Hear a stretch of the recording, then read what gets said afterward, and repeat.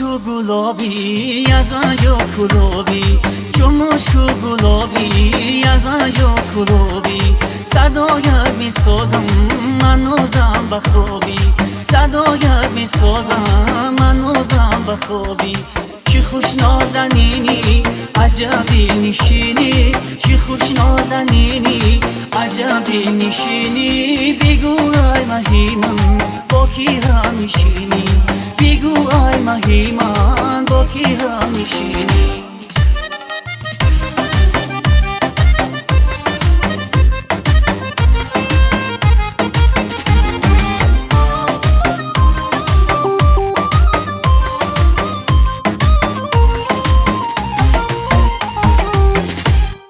جمالت بهار است تو چشمت خمار است زی تغی نگاهت دلم بقرار است جمالت بهار است تو چشمت خمار است زی تغی نگاهت دلم بقرار است زی تغی نگاهت دلم بقرار است چون مشکو گلابی از من یا کلابی چون مشکو گلابی از من یا کلابی صدایت می سازم من نازم بخوابی صدایت می سازم من نازم بخوابی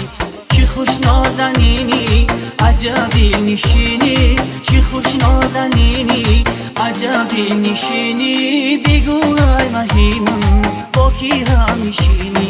بگو ای مهی من با کی هم میشینی چون مشکو گلابی از من یا کلابی صدایت می سازم من نازم بخوابی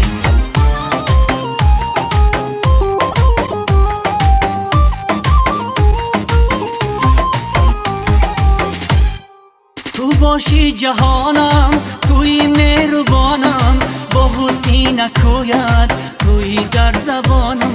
تو باشی جهانم توی مهربانم با حسنی نکوید توی در زبانم با حسنی نکوید توی در زبانم چون مشکو گلابی از من یا کلابی چون مشکو گلابی از من یا کلابی صدایت می سازم من نازم بخوابی صدایت می سازم من نازم بخوابی چی خوش نازنینی عجبی نشینی چی خوش نازنینی عجبی نشینی بگو ای مهی من با کی هم میشینی بگو ای مهی من با کی هم میشینی الگانت پروداکشن تقدیم میکند. الگانت پروداکشن با وارد نمودن تکنولوژی نوترین ثبت کننده برای خاطرمان برگزار گردیدن تمام جشن و مرکه های شما آماده خدمت است. اکنون شما امکان دارد که با فرمایش دادن این تجهیزات های معاصر تکنیکی با متخصصان سطح بلند کسب شادی و نشاط خود را خاطرمان دایر نمایید.